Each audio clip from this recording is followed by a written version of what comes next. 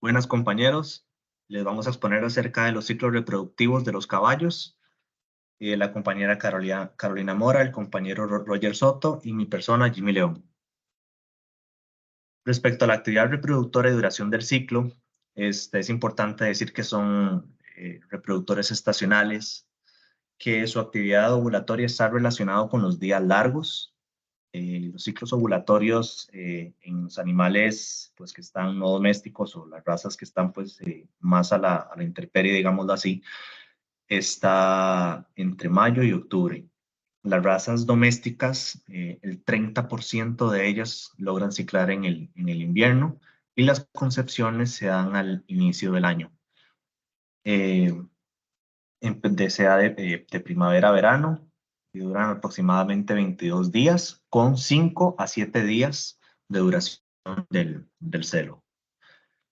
Otra también de lo que puede afectar la duración del ciclo es un animal en lactancia que dura más o menos de 21,2 a más o menos 1,8 días y en las yeguas que no están lactantes es de 22,8 más o menos 1,4 días. Las potras entran en lo que se puede llamar la pubertad de 12 a 18 meses.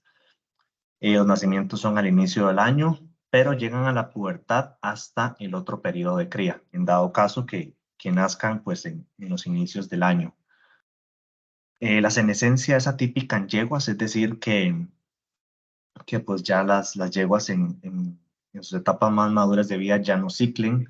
Lo que pasa es que los lapsos interovulatorios ya se dan, es más amplio, digamos, entre un ciclo y otro. Y esto se da debido al crecimiento lento para llegar a un folículo dominante. En el comportamiento reproductivo es que se encuentra receptiva al semental, los cuartos traseros hacia el semental, la pelvis baja, desviación de la cola al costado, mostrando pues, la zona perianal. Hay una eversión rítmica de clítoris, conocido como espejeo, y hay una emisión frecuente. La orina funciona como un quimiosensorial en el macho, ¿verdad? Los machos, de hecho, aquí en este punto es donde hacen el reflejo de Fleming. Y las yeguas en la fase lútea no mostrarán interés en el semental. Y las yeguas pueden tener preferencias por sementales en específico, ¿verdad? O que sientan una mayor familiaridad por alguno de ellos. El comportamiento estral es inhibido por la progesterona y es facilitado por el estradiol. Las yeguas anovulatorias o ovarioictomizadas pueden presentar un comportamiento estral irregular. Incluso puede ser desde un leve interés por el semental o incluso hasta permitir la cópula. Esto se debe a la producción de estradiol en la corteza suprarrenal y alta sensibilidad a las hormonas esteroideas. Celos en yeguas son muy característicos en su comportamiento estral en todos los celos. En la imagen A, lo que se evidencia es el tamaño del folículo en relación con el crecimiento con la presencia de la FSH. Y en la fase B, lo que vemos es la interacción de la progesterona, donde la prostaglandina rompe, en este caso el cuerpo lúteo, ¿verdad? Y aquí en este momento vamos a entrar al estro y vemos que la LH al final va a ir en un crecimiento todavía continuo.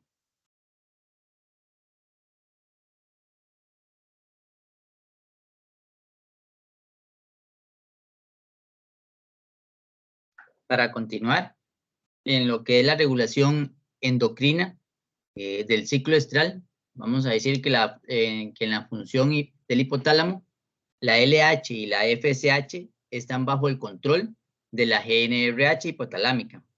Se habla que estos pulsos de GNRH hipotalámicos son seguidos por pulsos de la LH y estos de la hipófisis, y que un 80% de estos pulsos de LH van acompañados por FSH. Ahora, también se menciona y se habla que la GNRH en la fase lútea se va a encontrar disminuida. Se habla también que la GNRH, estos pulsos van a depender de la fase del ciclo estral en que se encuentre la yegua. Se dice que en la fase lútea, estos pulsos van de GNRH, van en un intervalo de unos 120 días aproximadamente. Pero que un día antes de generarse la ovulación, estos pulsos de GNRH, el intervalo va a ir aproximadamente entre unos 30 minutos. Se habla también que la liberación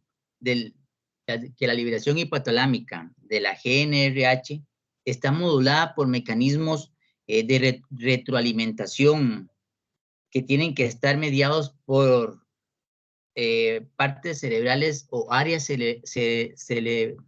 cerebrales superiores y que tienen que ver con los opiodérgicos endógenos. Estos opiodérgicos endógenos lo que van a generar es que inhiben los pulsos de GNRH y por consiguiente entonces los pulsos de LH. Además, también se menciona que los opiodérgicos endógenos son activados por la progesterona. Entonces, en la fase lútea vamos a tener un aumento de esta hormona, de la progesterona. Entonces, por eso estos opiodérgicos se encuentran activos. Y también van a depender también del estradiol. Y entonces, esto hace que en la fase lútea se tenga una inhibición de la GNRH. Ahora bien, en la fase folicular, estos opiodérgicos endógenos están inactivos. Entonces, esto favorece a que se genere un aumento de los pulsos de GNRH y así entonces se va a provocar la secreción de LH. Ok, siguiente. Vemos que en la función hipofisiaria y liberación de las células gonadotróficas, en la hipófisis, ¿verdad? Se dice que en la parte distal y en la parte tuberal, tanto se van a almacenar estas células gonadotróficas, ¿verdad? Esto para favorecer entonces la producción de LH-FSH. Entonces, este almacenamiento lo que va a lograr es que se genere un aumento periovulatorio temprano de las concentraciones de LH y FSH. Ahora bien, también menciona que en la fase lútea media, la LH llega al máximo. Entonces, ella como que se va a mantener en una meseta, pero se va a generar un aumento de la FSH y no se va a seguir aumentando la LH, ya que ella se va a mantener. Listo. Ahora, se habla aproximadamente que el día 7, entonces, se va a generar el desarrollo folicular del ciclo estral, ¿verdad? Se van a generar ese desarrollo de folículos y va a haber aumento. Entonces, ahí vamos a tener la FSH trabajando, entonces un aumento de la FSH para hacer esa emergencia o que emerja el crecimiento de folículos para generar esa onda. ¿Listo? Bien. Entonces, también se habla que pueden existir una o dos ondas, dos ondas foliculares, y que eso va a depender del animal. Se habla que los animales de alto ejercicio, las yeguas de alto ejercicio, como los pura sangre, generalmente tienen dos ondas foliculares. Los ponis, se habla que pueden tener una onda folicular. Ahora, en esas dos ondas foliculares vamos a tener un folículo dominante, pero ese folículo dominante puede ser que sea anovulatorio, ya que las concentraciones de LH no son suficientes para generar que ese folículo se dé la ovulación. Por consiguiente, en la segunda onda folicular vamos a tener las concentraciones más elevadas de LH para favorecer esa ovulación. Entonces también vamos a tener que el aumento de esa onda folicular, va a haber un aumento de FSH y se habla que cuando el folículo dominante o el folículo que empezó a crecer, que está más grande, llega a un diámetro de 13 milímetros, esa concentración de FSH se va a mantener y como en una meseta, es decir, se va a mantener constante. ¿Ok? Siguiente. Entonces, aproximadamente el día 13 del ciclo vamos a tener folículos de unos aproximadamente 22 milímetros, 19 milímetros. Cuando llegamos ahí vamos a tener la desviación folicular. Entonces, ¿qué vamos a encontrar aproximadamente en ese día? Va a haber una disminución de la FSH, pero va a haber un aumento del estradiol. ¿Qué nos favorece esa disminución entonces de la FSH? Esto va a permitir que ya no se dé más el crecimiento de los otros folículos subordinados, pero el folículo dominante o el folículo más grande, él en este momento se va a hacer sensible a la FSH a la cantidad de FSH que se va a mantener, aunque esta baje. Entonces, también va a haber un aumento de la inhibina, que esta va a hacer entonces que esos folículos subordinados se atrecien, haya atresia de esos folículos. Ahora, el aumento de estradiol 17 beta, este va a favorecer a lo que es el factor, la IGF, que se va a ver un aumento de la IGF, al factor de crecimiento similar a insulina, ¿verdad? Ok, entonces este aumento de estradiol va a favorecer este crecimiento. ¿Y qué es lo que va a hacer esta IGF? Bueno, es que hace que el folículo dominante sea más sensible a la FSH, ya que potencializa los receptores gonadotrópicos. Entonces, en este momento, en el ciclo estral, ahí se va a hacer en este momento la desviación. Cabe destacar que acá ya este folículo dominante va a tener un crecimiento continuo de 3 milímetros por día. Siguiente. Aproximadamente en el día 17 vamos a tener un folículo ya bastante grande, se habla de unos 35 milímetros. La siguiente, por favor, la 17. Ajá, de 35 milímetros. Y aquí se habla que vamos a tener entonces un aumento, ahora va a haber un aumento de la FSH de nuevo, sigue el aumento del 17 beta de estradiol y sigue el crecimiento continuo de 3 milímetros por día. Ok, acá se habla que ya estamos a unos 4 días de la ovulación, aproximadamente. Siguiente. En el día 19 ya vamos a tener ya un folículo, vamos a estar en la fase preovulatoria, un folículo preovulatorio. Aproximadamente va a tener unos 40 milímetros. Cabe destacar que no quiere decir que esto es la regla, de que 40 milímetros vamos a tener una fase preovulatoria. Hay yeguas que pueden llegar el folículo, en este caso el preovulatorio, hasta 55 milímetros aproximadamente. En este momento vamos a tener un estancamiento de la LH en la cual se va a mantener en esos niveles. Va a haber, sigue creciendo, sigue obteniendo el aumento del estradiol. ¿Para qué? Y en este momento también se habla que como en el día 14, ¿verdad? Hay un acontecimiento que es que el día 14, día 15, que es que se va a dar que la COX-2 en la yegua va a haber un aumento de esta. Y este acontecimiento es muy importante porque es clave en la luteólisis. Se dice que es como el inicio de la luteólisis. Acá en el día 19 también se da ya el aumento de estas hormonas que van a generar que se genere la luteólisis. Vamos a tener aumento de la PGE, aumento de la PGF2-alfa y prostaglandinas deshidrogenasas. Entonces ya aquí en el día 19 se comienza a ver lo que es la luteólisis. ¿Sí? Entonces, cuando tenemos en la luteólisis, vamos a también, aquí también intervienen otras enzimas. Entonces, vemos lo complejo que es la parte de los equinos. Aquí vamos a tener que hay una disminución de la P450. Y bueno, ¿qué tiene que ver la P450 en esto? Lo que tiene que ver es que ella es primordial para la síntesis de progesterona. para que se dé ese desdoblamiento del colesterol, ¿verdad? Entonces, al estar disminuida, va a haber menos síntesis de progesterona, entonces va a hacer que inhiba la progesterona. Y cuando empieza a bajar la progesterona, vamos a tener aumentos de LH.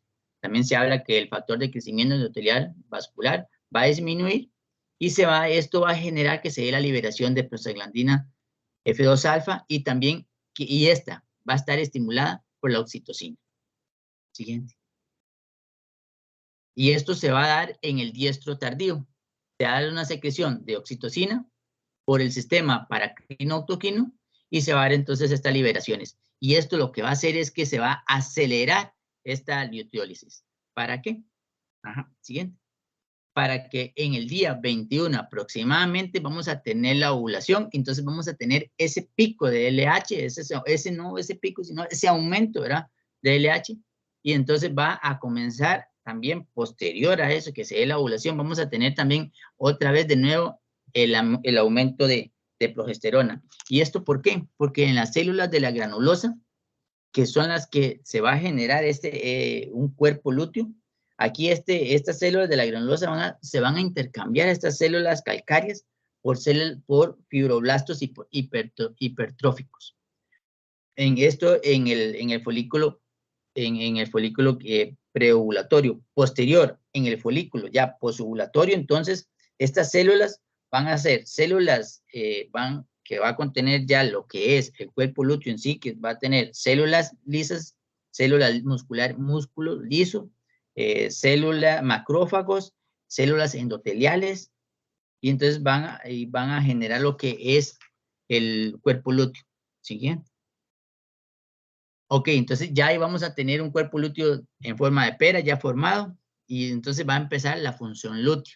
Y esta va a estar bajo el control de la LH y la progesterona. Gracias. Ya para ir como concluyendo, hay cambios del útero, ovarios y endometrio. Estos cambios son mediados por hormonas en diferentes etapas del ciclo estral. Se habla principalmente del celo y la fase lútea. El celo, los niveles de progesterona disminuyen y los estrógenos se elevan, y eso va a generar un edema en la pared uterina y la apertura del cuello del útero. Y en la fase lútea, la pared uterina muestra cierta contractibilidad y el cuello del útero está cerrado, y la textura del útero debe ser homogénea. Acá se ve una ecografía, en la fotito que está de abajo sería como en la parte del celo, ¿verdad? Que se ve con esa forma como de naranja o de tomate. Lo que se puede visualizar es el edema por medio de la aparición de estructuras con diferentes ecogenicidades, las partes edematosas no ecogénicas y porciones centrales densas que son las ecogénicas. Vamos a tener patrones de actividad secretora y ciliar en el endometrio. La principal función que van a tener es excreción, almacenamiento y producción de oxitocina. Esto me ayuda en la contracción del útero. Bueno, en la parte del seno, las células secretoras se sitúan alrededor de las aberturas de las glándulas endometriales y son de tipo apocrino y merocrino. Y en la fase lútea disminuye la cantidad de células secretoras y las ciliares aumenta y vuelve a disminuir cuando está en celo. Aquí vamos a tener la regulación de la actividad reproductora estacional. Aquí hablamos del fotoperiodo. Entonces vamos a tener las horas luz, ¿verdad? Si hay un aumento de estas, van a ser percibidas por la retina, van a ir a la glándula pineal, que va a liberar menos melatonina. Esto va a afectar al hipotálamo, liberando más GnRH, que a su vez estimula la glándula pituitaria para que libere FSH y LH, y esto va a estimular los ovarios. Y caso contrario, ¿verdad? Cuando se disminuyen las horas luz, igual va a ser percibido por la retina. La glándula pineal va a producir mucho más melatonina, el hipotálamo disminuye sus liberaciones de GnRH y como consecuencia la pituitaria va a disminuir la LH y la FSH. Y vamos a tener lo que se llama estación anovulatoria, ¿verdad? Muchas de las hembras entran en esta etapa y básicamente es el paso de la ciclicidad al anestro por la estacionalidad. O sea, los niveles de FSH a nivel de hipotálamo se van a mantener, por lo que decía el compañero, pero los receptores en las gónadas se van a reducir. Además, va a disminuir la liberación de LH porque vamos a tener menos GnRH. Esta se va a dividir en dos fases, que es la fase otoñal, que es la época que tenemos menos horas luz, por lo que los niveles de LH caen y las capas de la teca también disminuyen. Y los folículos llegan a 15 milímetros, o sea, no llegan a poder generar la desviación folicular como tal, ni siquiera un folículo dominante. Y después, en la fase primaveral, es cuando vuelve el inicio de la desviación folicular. Ya tenemos folículos de 20 a 30 milímetros, y eso se va a producir 2 o 3 fases anovulatorias antes de la ovulación. En el ciclo con la cría, aquí podemos hablar, digamos, de lo que hablaba el compañero Jimmy al inicio, que es que, bueno, la FSH se reduce gracias al estro temprano y la LH se deteriora con por un aumento acortado en la fase incorrecta del ciclo, produciendo una anovulación. Esto me lleva a niveles variables de hormonas, donde como resultado un crecimiento folicular deficiente. Vamos a tener la manipulación de la actividad reproductora de la yegua. Las dosis y los fármacos van a variar según el país. Para poder inducir el celo en una yegua se debe tener por lo menos un folículo preovulatorio de 35, igual o mayor a 35 milímetros de diámetro. Se pueden usar análogos de GnRH como la buserelina, pero estos no me dan un tiempo determinado de cuándo va a ovular. En cambio, al usar SG o Dorselin, eso me induce la ovulación de 36 a 48 horas después de dado el fármaco. Y también va a depender, ¿verdad?, en la etapa en la que pongamos el fármaco, cuándo va a ovular. Si lo ponemos con un folículo preovulatorio, se puede dar la ovulación 48 horas posteriores a la aplicación de la prostaglandina, perdón. Con un folículo atrésico o preovulatorio pequeño, el tiempo de espera se va a alargar mucho más. Cuando tenemos un retraso del estro, podemos lograr esto gracias a la administración continua de progesterona, pero sin embargo, esto no me da la certeza, ¿verdad?, de que la ovulación no se lleve a cabo. Y también en ciertos países se manipula con el fotoperiodo artificial, que lo que hace es que se realiza a inicios del invierno de 15 horas, se adelantan los ciclos hasta 75 días y se deben administrar progesterona en un periodo de 12 a 15 días, donde alcanzan folículos de menores o igual a 25 milímetros. Y en yeguas con considerable actividad ovárica, la ovulación aumenta con inyecciones de GnRH 2 veces al día. Y como conclusión, las características únicas de la yegua en su ciclo. Bueno, vamos a tener el estro largo con un aumento prolongado y gradual de la LH en la parte preovulatoria, como lo explicó Roger. La divergencia pronunciada entre la liberación de LH y FSH, que es que una se aumenta y la otra se disminuye. El desarrollo de una o dos ondas foliculares. La actividad reproductiva estacional. Y que requiere, para poder llevar un manejo del ciclo estral de una yegua, se requiere el conocimiento fisiológico de un manejo individual. Y eso sería. Muchas gracias.